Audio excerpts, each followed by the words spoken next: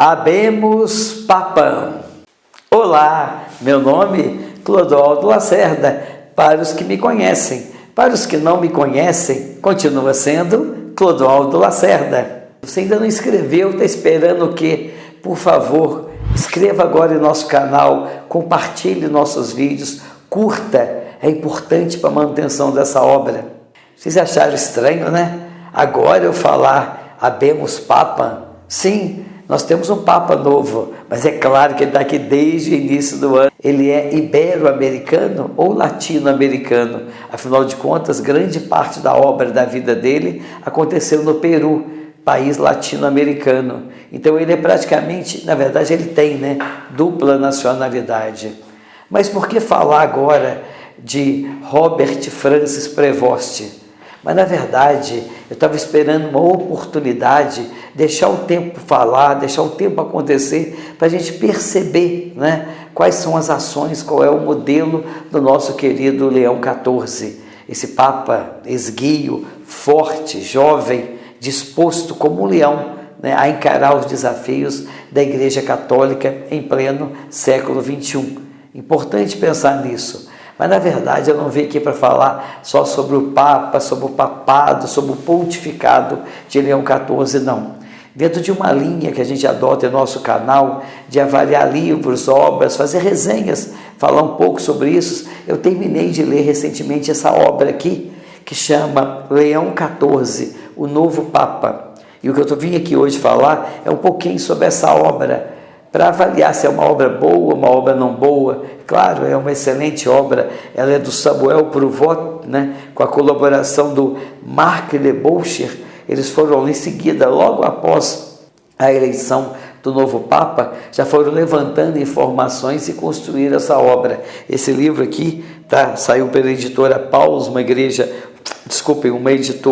de cunho católico, e eu queria falar um pouco sobre esse livro, porque esse livro aborda um pouco sobre o nosso querido Papa Leão XIV. Aliás, importante chamar a atenção que o último Papa que havia adotado esse nome, Leão XIII, que foi lá no finalzinho do século XIX, ali pelos idos de 1800 e alguma coisa, quase 1900, o Papa Leão XIII, ele foi um Papa relevante para a história da Igreja Católica. Foi o primeiro Papa assumidamente socialista, socialista no sentido de social, de preocupar com o trabalhador.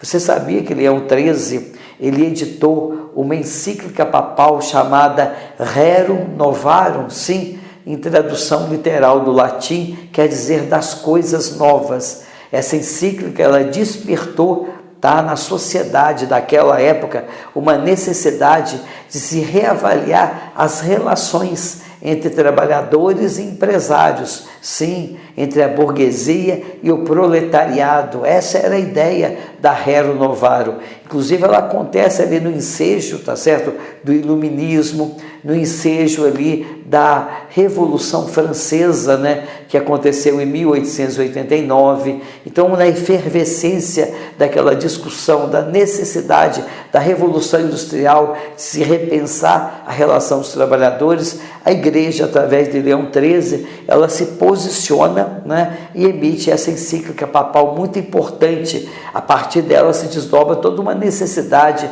de se reavaliar as relações entre trabalhadores e empresários, ou entre trabalhadores e empregadores.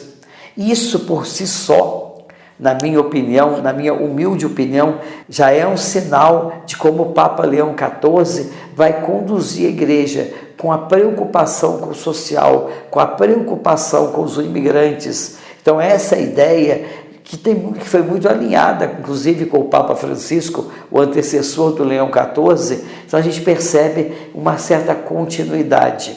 Mas, lembrando que Francisco era um pouco mais agressivo nesse sentido, e obviamente o Papa Leão nos parece bastante moderado. Ele não é muito conservador, como alguns buscavam no novo Papa, queria uma figura mais conservador, mas ele também não é muito progressista, como Francisco. Então ele está na linha do meio, no equilíbrio. Talvez seja um momento que a igreja precisa de alguém que conduza ela com essa visão, mais moderada, mais centrado, dialogando, conversando mais, com as alas progressistas e com as alas conservadoras. Afinal, esse todo, né, é que vai compor a Igreja Católica Apostólica Romana. Mas voltando à obra, olha que interessante a indagação que o autor, o Provost, interessante, Provost e Prevost, né, que é o nosso Papa Leão XIV. Ele fala assim: uma nova página se abre na história do papado. Quem é realmente Leão XIV? De onde veio? Aonde vai? O que vai fazer? Como conduzir? Já passado alguns meses da euforia da posse, a gente já começa a perceber alguns sinais. Ele que é preocupado com a paz, que está incomodado com essas guerras que não cessam de uma forma definitiva no mundo, né?